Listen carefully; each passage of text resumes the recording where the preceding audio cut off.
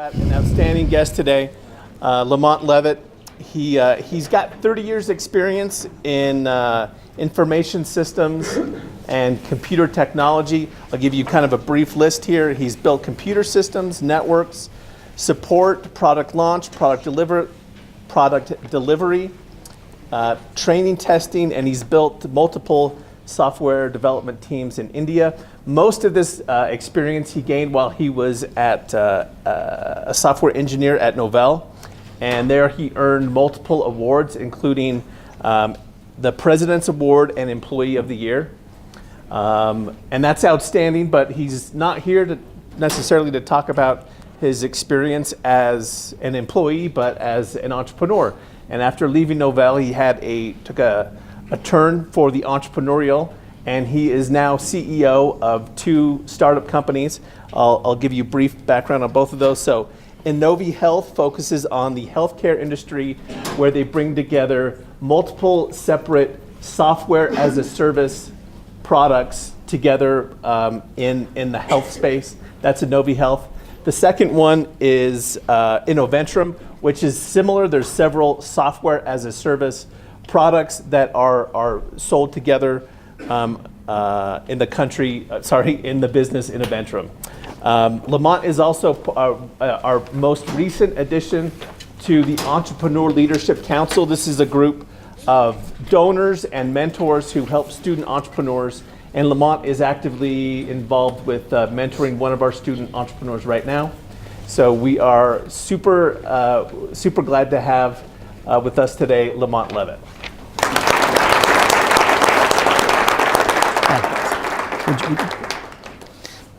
All right, well, I'm glad to be here.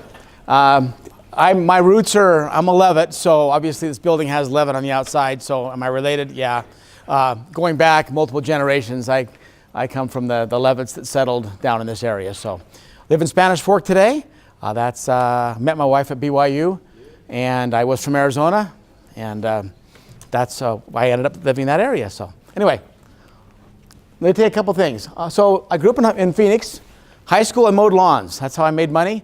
I found that people didn't like to mow lawns in 120-degree weather. So there was an opportunity, and I filled it. I got to the age 18, and I told my mom, I said, I love mowing lawns, but I can't do this till I'm 65. This is exhausting, to do, 30-plus lawns. So I had to figure. So she suggested, college might be a good idea. So I decided to go to college after trying to mow lawns, thinking I'd make a go of it with that. First job, graduated from BYU. First job out of college, I was a mainframe programmer at Amoco, and that was a good get my feet wet. And then I spent 18 years with a company called Novell, and that whole wave and that ride that's another couple hours conversation. But I learned a lot about life, about business, about market timing, that you can create products that are the right products, but maybe they're not the right time. The industry's not ready. Then what happened? Recession, 2007, 2008. A lot of people redefined themselves at that time, and I was one of those people. And I got to my 40s, and I thought, okay, I got to make the jump now to what I really want to do, or I'm going to keep going and doing the same old thing. I've grown more, I think, in the last 11 years than I did the previous 20, in having to deal with people, businesses, contracts, haggling, all that, the stuff that goes with running a business. So let's talk about some things. What did we learn from the gold rush, 1848? That was an exciting time. You hear about people that made their money making with gold. Let me tell you about whenever industries change or things happen, you need to be aware of that there's room for movement. The people that made money wasn't so much the people that were digging for gold. It was the ones selling the pans and the picks and the axes and the shovels and all the supplies that went with it. The people that saw the opportunity of the gold rush saw that, and those are the guys that made the money. Okay? Railroad industry. What happened? That was a thriving, booming industry, right? So when the airplanes came out, what did the railroad executives think? That's not our business. We move things from point A to point B. people and stuff on the ground. We don't do it in the air. We do it on the ground. Okay? Was that a good business choice? They missed out on Boeing. They missed out on all of that airline stuff because they didn't understand the market they were in. They were in the business of moving stuff from point A to point B. How that was done could change, and they weren't aware that they needed to be part of that change, and they missed that boat. Okay? My grandpa Durant great-grandpa, maternal side, Provo, you know what he did? They kept laughing at him because in Provo, he decided on the back of his horse, where he'd shoe horses, he'd make this thing called a gas station. And he would have people that would come to this gas station, and people would say, well, that's stupid. All on the road is all you see is horses. There's no cars. He goes, oh, they'll come. You just got to be patient. So he had to be okay with people thinking he was stupid, thinking he didn't get it. Yeah, he was a little early to market, but he was first to market. Okay? I'm going to tell you a story. Change is better than rest. A lot of people that know me are probably tired of me hearing this story, but it's so important. When I was a 14, 15-year-old boy and going to my grandpa's farm in Idaho, I grew up in Arizona, so my dad would say, you know, you can't learn how to work down there, so we're going to send you up to Idaho and get you moving pipe and hauling hay and learn how to just wear yourself out. So when I was up in Idaho, my grandpa dropped us off in the orchard, and we were thinning fruit and working on the peaches, and it was exhausting. About 3 hours goes by, my grandpa pulls up in his red Ford truck, and he goes, okay, finally he's here. Me and my cousins hop in, head down the dirt road, goes down about a mile, he stops. Grandpa, I thought you came to get us. He said, what, you thought you were going back to the farmhouse? He says, we're doing apricots now. He says, but Grandpa, we need a rest. He says, no, you don't need a rest. You just need a change. So we got to do some apricots instead of peaches. That was our change. Now, that's an extreme example, but the point is, when you're taking on a lot of things, you might get really wound down. You're going to get tired, and you're going to feel run down. You just got to change what you're doing so you can keep moving. Change is better than rest. Sometimes people rest too much, and then they get kind of lethargic. Look at something else to do. When I'm trying to launch several businesses, maybe Monday is this one, Tuesday is the next one, Wednesday is the third one, and then Thursday is you go back and you pick up all the pieces of the first three. So, but you got to keep those plates spinning. And at some point, you can create enough revenue and cash flow that you can hire someone else to do the things that you least like to do, but make sure they have a passion for doing it. Okay, never give up. Every morning you're going to wake up and you're going to see speed bumps. Okay? When you wake up, you're going to have challenges. Stuff's going to happen. Maybe you wake up in the morning, your car doesn't start. Oh well. Maybe your dog left you. I mean, your country songs are riddled with failure, right? My dog died. My girlfriend left me. My life's terrible. These are just speed bumps. You just got to decide you're going to get over them, right? They're going to happen. You're not special. Everyone gets them. So you wake up in the morning and you put your pants on one leg at a time, just like the next guy, and say, what's going to hit me today? And just see it as a speed bump. It's not an obstacle. It doesn't define who you really are. Your environment doesn't define you. You define you. So, well, the last thing, pain points. When you go out and you try to solve customers' problems, find their pain points and then sell them on that you can be the one to help them solve that problem. If you have a product and it might have a gazillion whiz-bang features, they don't care about that. They care about how you're going to make their pain go away or how you're going to make them be more efficient in how they do their job. Okay. All right. How do you pick what zebra to chase? You got to decide, right? So my job went to India, so I had to find something else to do. And my boss told me, you can keep working here if you want, but I can hire 8 guys in India for one of you here, so you're too expensive. I said, okay, well, I don't want to go train everyone over there right now. I'm gonna figure out my own thing.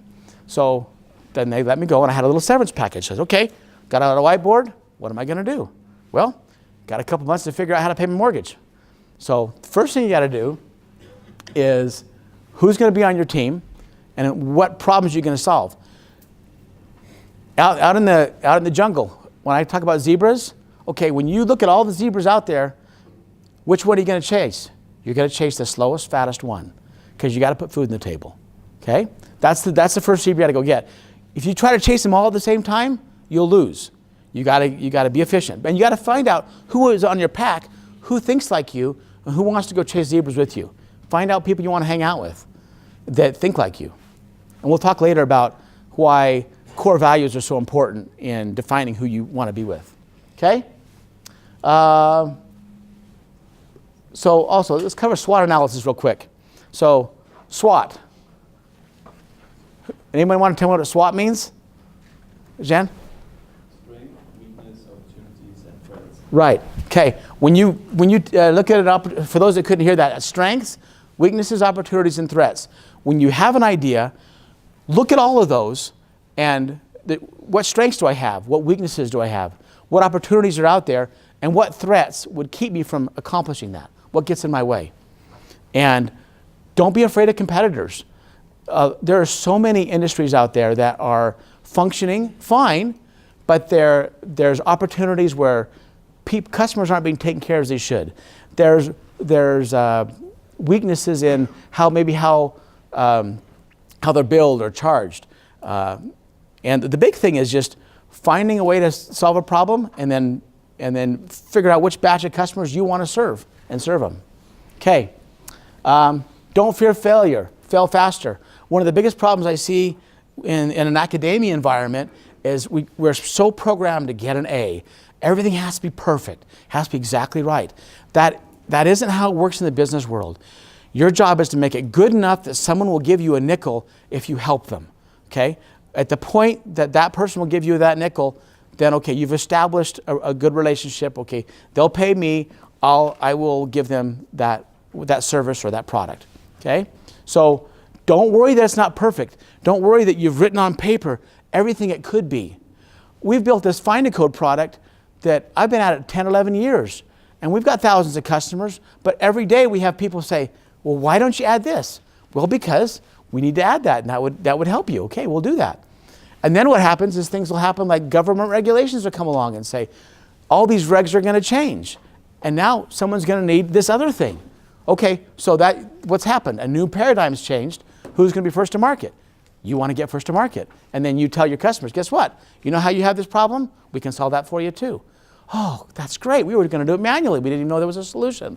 Okay? So all through history, you're going to have paradigms that are going to happen because of the economy, because of the government, because of maybe a growing area. Okay, so one thing I wanted to cover on this real fast, on the MVP, minimum viable product. You've got to be content with creating something that's good enough. It's kind of an 80-20 rule. Let me tell you about a business mistake that when I was at Novell that I watched them make. There was this company called We're Perfect, and this company called Microsoft made Word. And then what came out after that? Windows 95 came out years ago, probably before a lot of you were dealing with operating systems and software. But Windows 95 came out, and Microsoft said, we have Word today.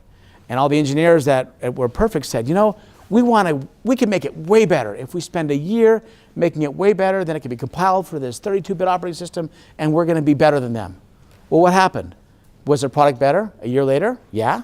Were they too late? Yeah. What happened? Microsoft, who uses Microsoft Word? A lot of people do, okay? And they had that whole wave there that should have been Word Perfect if they had just recompiled what they had and moved forward, and they could have had a product a year sooner. Okay. Oh, and a lot of these are my opinions. Everything I'm telling you is my opinion. So, all right. So don't get stuck in analysis paralysis. One of my partners says, don't get mired in the pursuit of perfection. What's more important is that can be over time. Don't think it has to happen tomorrow. Okay. All right, let's talk about a mine. When you go into the mines, if you talk to any miner, here's how they tell you how a horse works. A horse goes into the mine and he hits his head on that one low rock, okay? And the next time he goes through there, he ducks his head. What does a mule do? The mules in the mines, they hit their head on that rock over and over and over again, okay? So what's important, my employees, I say, make mistakes. I don't care. Just make them once and then move on. So don't be a horse, be a mule, right? Fail faster and move on. Okay, if you start as an employee, when do you switch to being a business owner? That's a good question. Depends on market conditions, personal life circumstances, quality of the company you're currently working for. You might have a real good situation where your boss is just really understanding, he's rewarding you financially appropriately, you feel like you're making a difference. It may go on for a long time. I was at Novell for 18 years, and I had a really good management situation. I was raising my little kids, and I liked all the time I was able to take off to take care of them, and be a scoutmaster, and do all that stuff. Okay? Opportunities will also present themselves. All my buddies that did leave about when I left or before, very few of them regretted leaving and forging out on their own, the ones that had that desire. Is there something you can do on the side to get things going? Sometimes you'll find a little business you can kind of do on the side. We had one that we had started I don't know if the financial collapse of the 2007, 8, we built this product for restaurants. And we got up to 15 restaurants that were on it. And we were like, oh, this is going to be cool. Then they had the whole freezing of all the revenue or the credit lines, and all 15 restaurants shut down in 2007. So I thought, well, it went from 15 restaurants to 0. I thought, well, I learned a lot about that. I know what I would do next if I attacked that market. Well, we'll just shut that down for now and move on to other things. So there's an example of something I did on the side while I was working, trying to forge out on my own. Sometimes you'll run into those kind of things where you might find an opportunity. Take them, learn a little bit from them. Not everything is going to be huge out of the gate. You're going to have a couple that'll kind of work. Some will blow up for a variety of reasons, have nothing to do with your own fault. But learn from them. All right. You're going to have some fear to make the jump. But once you've made the jump, it's hard to go back, for me. If you want to start your own business, the people that typically do well are ones that maybe they had a parent that was an entrepreneur, or they did stuff. With my dad, for example, when I was a kid, he had a side business where we'd go to the swap meets and we'd haggle with people in buying and selling stuff. And he showed me how to go in and work with pawn shops and figure out where their windows were. So there's a whole different discussion we can talk about haggling and how to haggle appropriately. But that's another fun discussion for another day. We're out of time for that. So, all right. So another important lessons I learned. So when I did switch, you start small. Look at your budget. What can you do? We started with just 2 people in a corner of a basement with cheap $5 tables. And we build out our services on an hourly rate while we were building out our SaaS products. So the first year, 95% of my revenue came from working on other people's projects, other people's visions. 11 years later, those numbers are flipped. Now I have 1 client left where we take care of their products and where they're programming services, but 95% all comes from our SaaS revenue from our existing company. But that takes time, just a little at a time, patient. My grandpa Durant from Provo, Utah, the one with the gas station, you don't go into business, you grow into business. You got to be patient through the process. When you build your team, you need strong SMEs. What's an SME stand for? That's commonly used in the industry. Subject matter expert. Okay? So you need people around you that they have their trades that they love to do.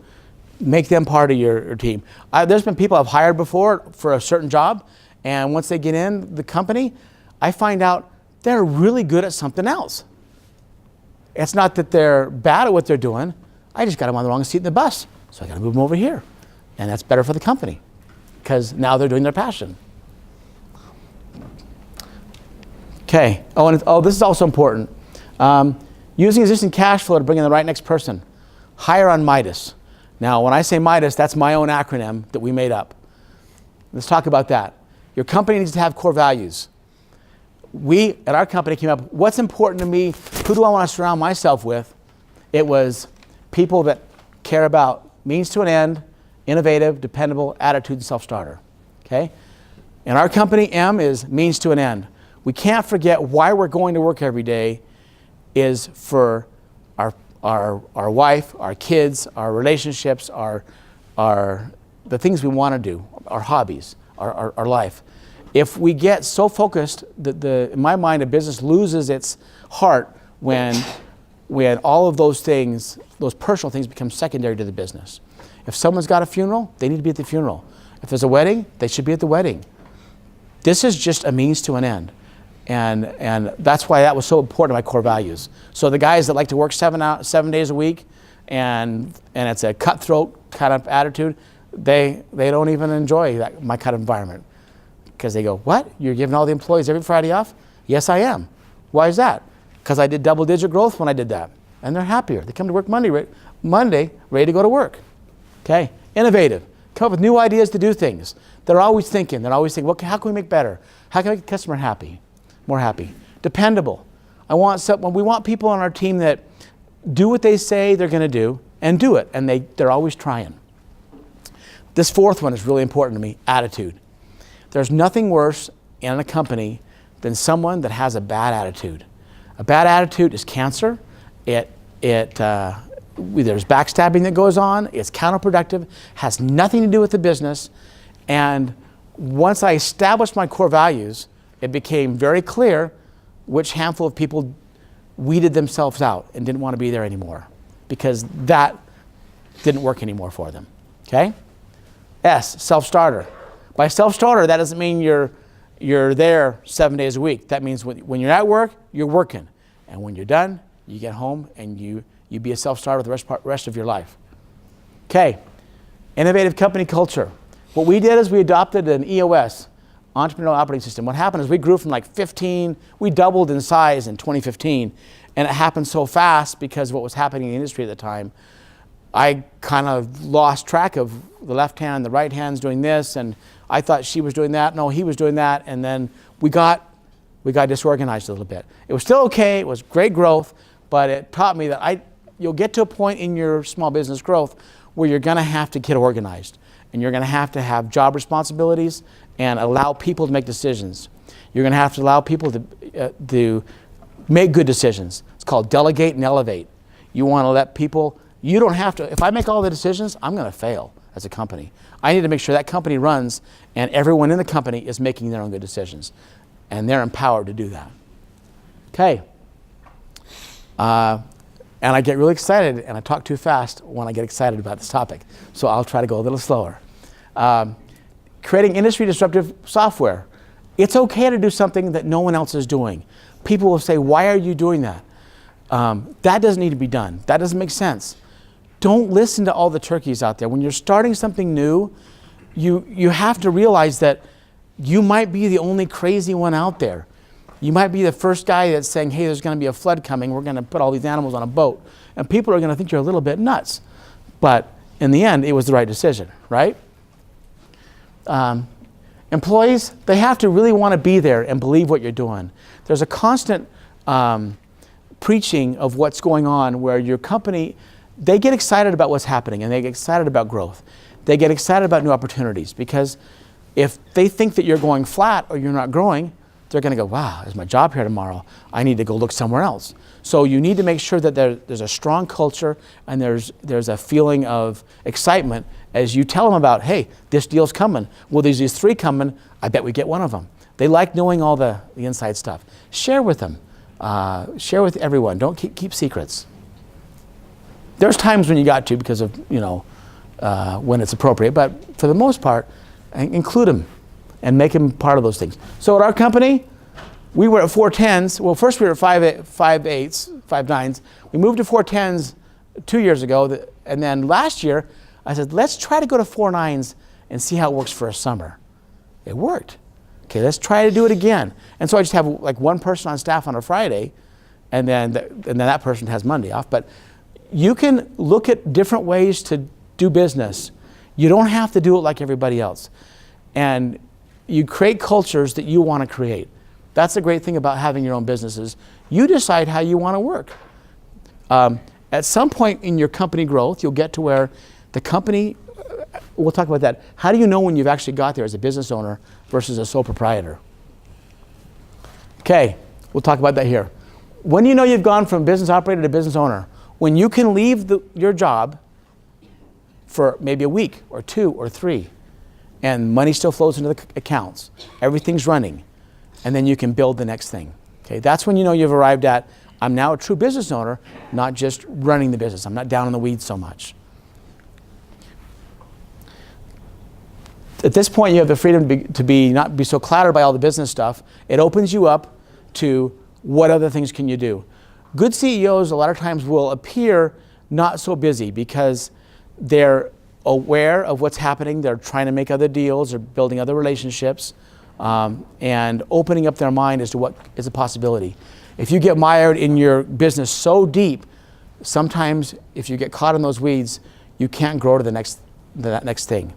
Don't get comfortable. Don't rest on your laurels, because the minute you get comfortable, then that's the beginning of the fall. It's like anything in life. You have to always be driving forward. Always be driving forward. If you're not, then you're going backwards. You're going flat. I've watched multiple companies that have monopolies in the tech industries, in the healthcare industry, in a variety of industries where they had good, solid products and good, solid solutions. And what happened? They got comfortable. They didn't see things change.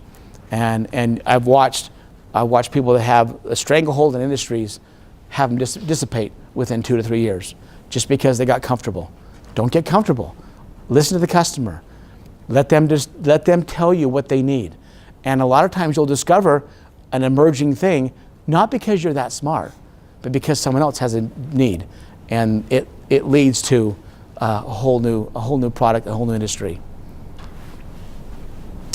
So, learning the things, key points: never stop learning. Don't fear what you've never done. Don't let your speed bumps define your reality. Learn from the past. We've had all these lessons in the past. The gold rush, railroads, gas station. Remember, change is better than arrest. Change the right zebra. And finally, don't be a mule. What's your reality? Do you anticipate the future based on the past? Or are you imagining what you want to create and create it? Define your own future. Don't let someone else do it. Don't let the environment that's around you define your future. That's it.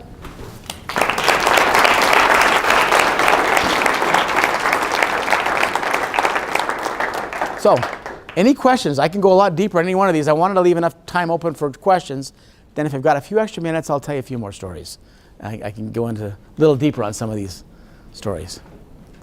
Thank you for tolerating my talking fast. I get excited on these topics. So, yes, back there, Landon. More about the different softwares that you do offer, different types of businesses that you work in. Yeah, you bet. So when we started, Find a Code was the first thing we made. It was a PC-based application that existed in another chiropractic company, which my dad had. And I said, well, let's split this out and put it on the web, because I think this internet thing is probably going to stay, right? So we figured out people need codes and descriptions, but they need them not just from the government. They need it from the American Medical Association. They need extra content from Elsevier. They need more content from the American Hospital Association. Let's bring that all into one hub. So the first month, we got 6 customers. Okay, now what? Well, the next customer calls in. Well, why don't you have this? Oh, well, we can add that. And after about a year, we were up to 200 customers, and someone calls up and says, "Hey, we'd like to find more about your software. We'll meet you at HIMSS." And I said, "Okay, that sounds good." We hung up the phone, and I looked at my partner and said, "What's a HIMSS?" So we went online, looked it up. Oh, just the biggest healthcare conference in Florida. Starts in 3 days. Well, do we have enough money on the credit card? Yeah. So we bought tickets and we took off to Florida and met future customer, and that, ironically, the customer that we met that needed us ended up being a company out of Salt Lake, which is 45 minutes from our house. But we didn't know that at the time. But then we just grew it little by little. And then in 2015, the biggest coding change in the United States happened since 1979. That this new diagnosis code came out called ICD-10. That's how, instead of it, you got hit by a ball, you were hit by a basketball or a football, or there's all these different kinds of diagnoses that you can get. So everyone, the whole medical industry, needed to get ICD-10 codes in their systems or learn about them. So we said, fine, we'll pick off the professions that we're strongest at with the best channels, and we'll just sell the tar out of them. And we made a couple extra million that year because we focused on a market need. Yeah, it's going to happen like twice in my lifetime, but we were an opportunity to be there for it, and we got the systems in place, and we did it. So then as that matured and that wave ended, then what's the next thing? Well, what's the government going to do next? Well, they're going to come out with a new way of figuring out how people are sick, and we'll pay people more if they're sicker. So what that means is, let's say you're diabetic and you're also old and you're have these other 3 or 4 conditions. You have a score associated with how healthy you are. The government reimburses the insurance company based on how sick you are, and they put them in different pools. So the government comes out with this mandate and says, everyone needs to understand what this is if you want to get paid more. So what if you take the government's new rules and you build tools around that, which is what we did over the last 2 years. And we were, to my knowledge, we were the first ones to market. And what was the result of that? Our first 5 customers in our new product called HCC Coder is Change Health, Visionary, there's Aetna, there's several other very large ones that are coming on board that are using this new software. And all it was, okay, a customer says, I wish you had a product, I like what you have, but I needed to do this. So we sat down for 2 months with one of our large customers and built it how they wanted it, and now they're contracted with us for several years now. So be aware that the government can make changes, and when they do, you want to be there to be first to market. And if not first to market, be better to market. Does that kind of help a little bit? Okay. And when you see things on Innovi Health Systems or Innoventrum, a lot of those things are just things that are just either launching or some are very mature, some are just started. We have things we haven't even put out there yet that are in different stages of development. And one of the challenges of being an entrepreneur is you can potentially have 10 to 20 things going on at the same time. It's important that you're comfortable finding people that you want to delegate to that you know can carry what you've already built and move it forward. Don't think you can do it yourself. You've got to have a good team. Yes?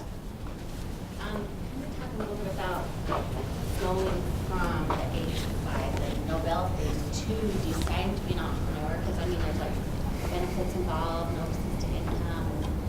I mean, how scary was that? What made you decide to just go for it? Well,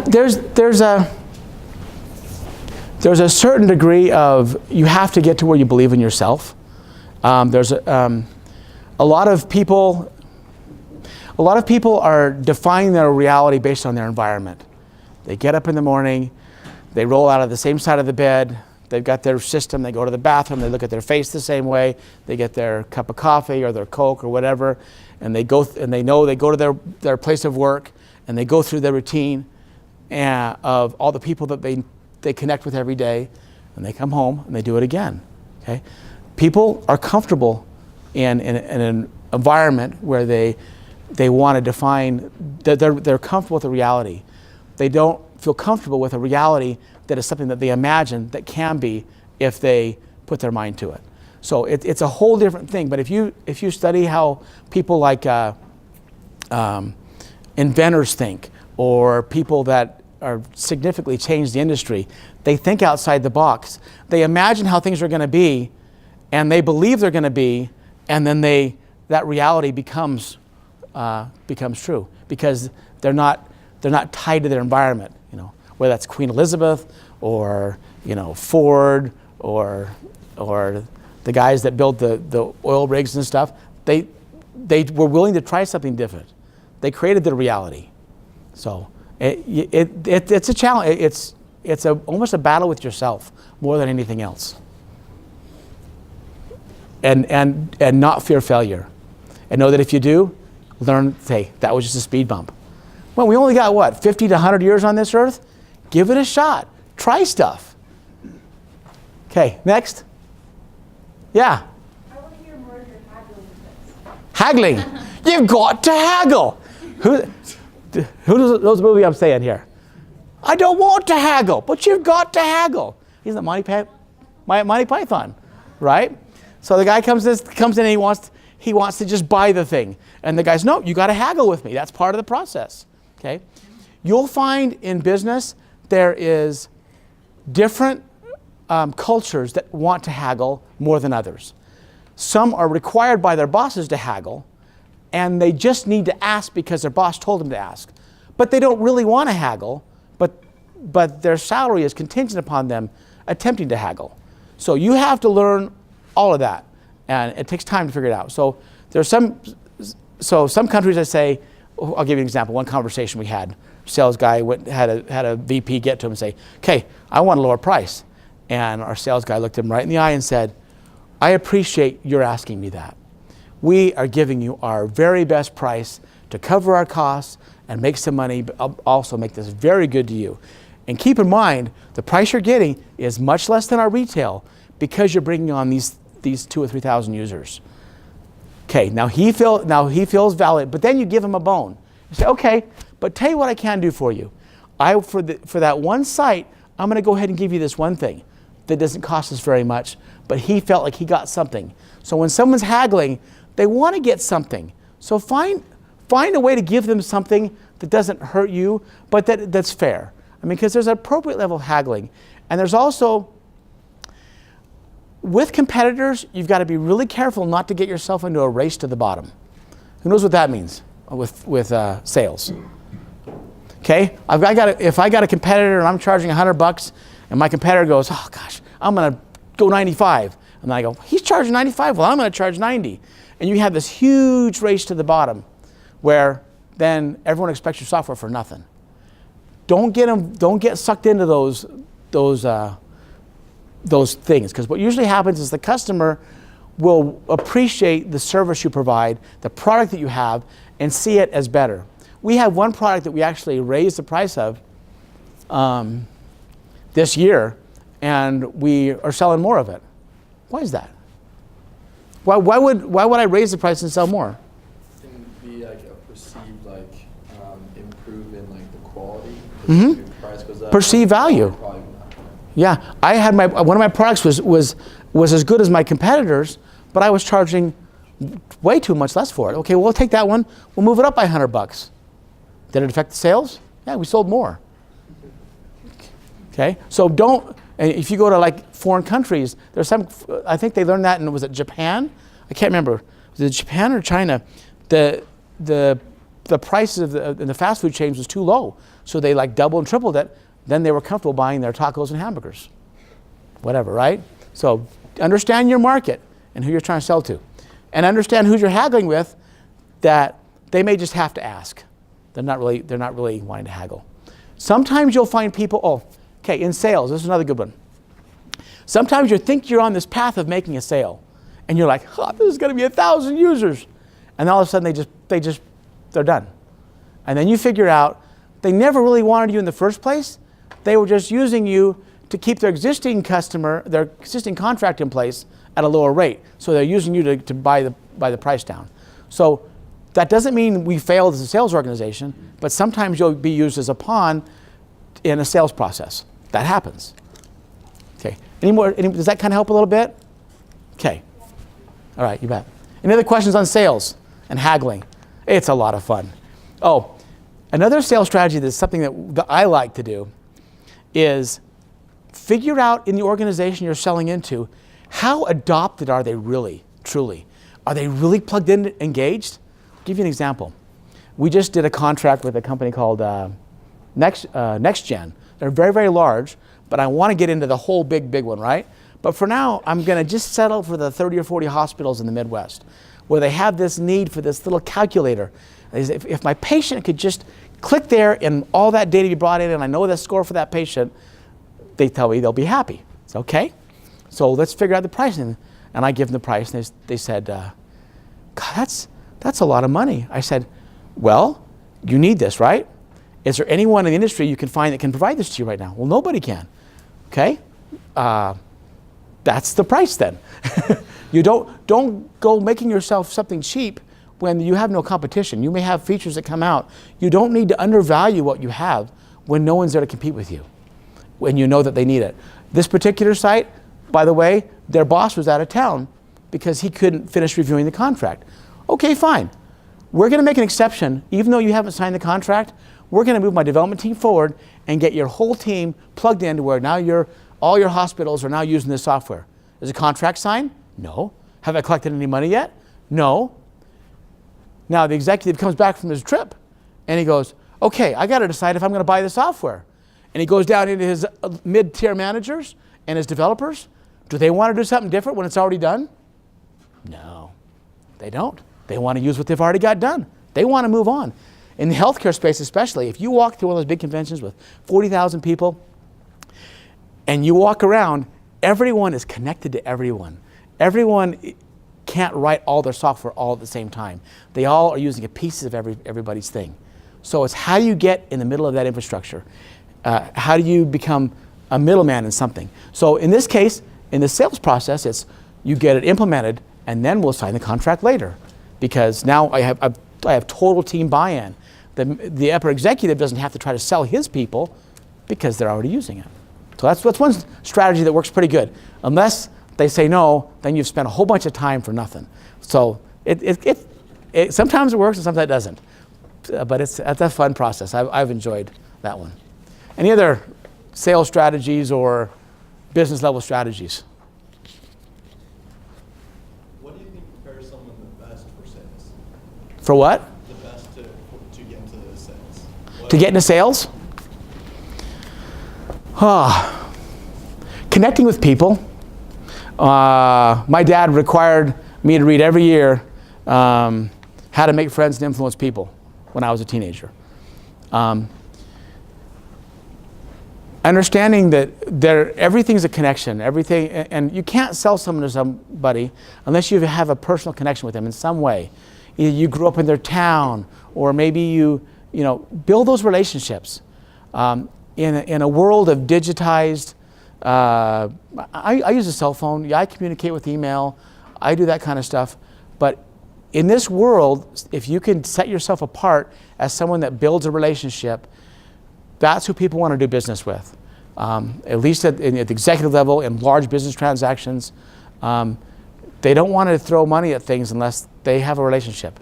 So, and I've talked to so many people that are afraid of building relationships and looking people in the eye and trying to figure out what makes them tick.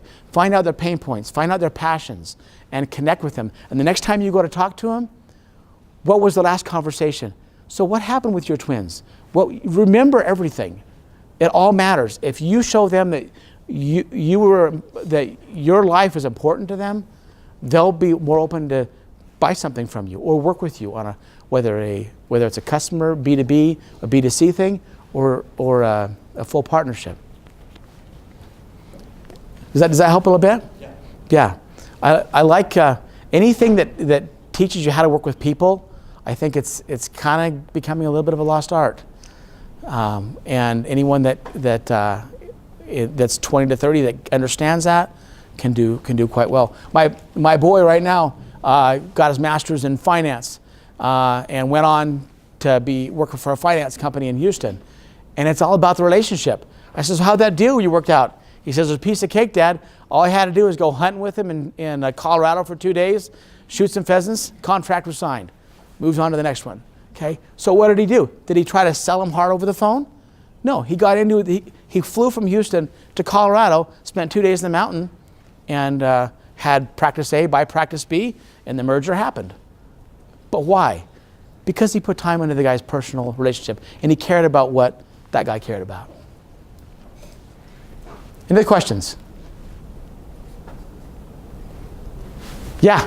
How do you balance all of those relationships? Because if you're trying to do that with a lot of people, it can get confusing real fast.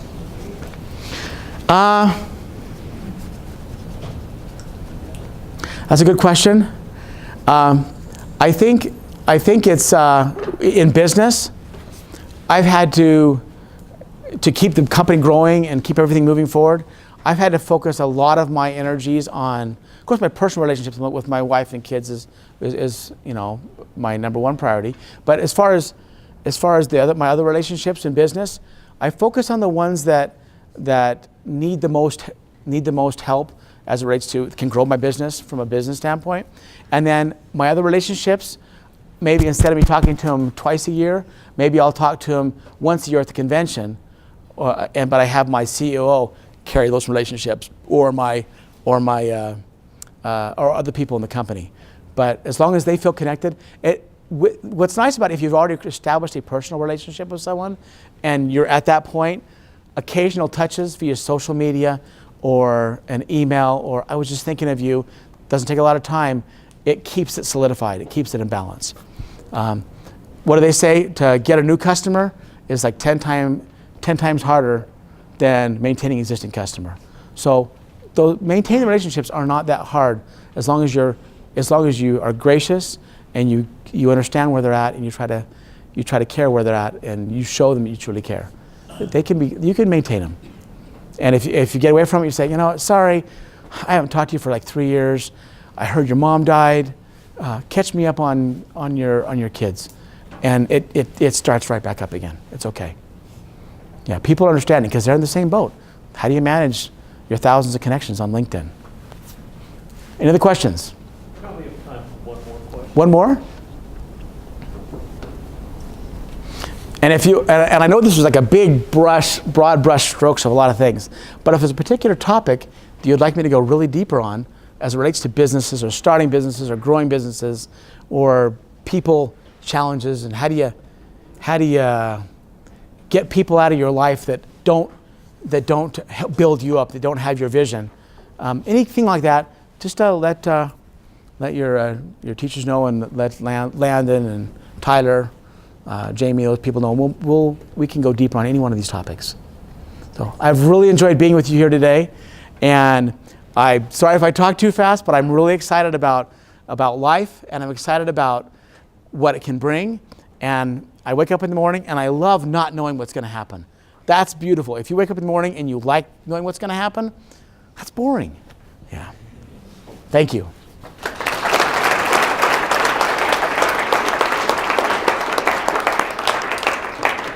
So two quick things before you dismiss. One, Jake Duncan has an announcement. Hi, just reminding everyone that we have the Entrepreneurship Club tonight at 5 o'clock. It's in the Entrepreneurship Center, just down this hall to the right.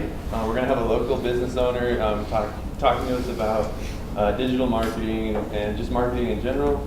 As most business owners know, I'm sure Lamont can attest that there's like a very important link between having a great product and actually getting to the customers, and you can't forget that. So 5 o'clock tonight in the Entrepreneurship Center.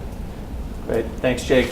And then the last thing is we want to present Lamont Leavitt with the Cedar Award in recognition of his being so generous with his time and resources.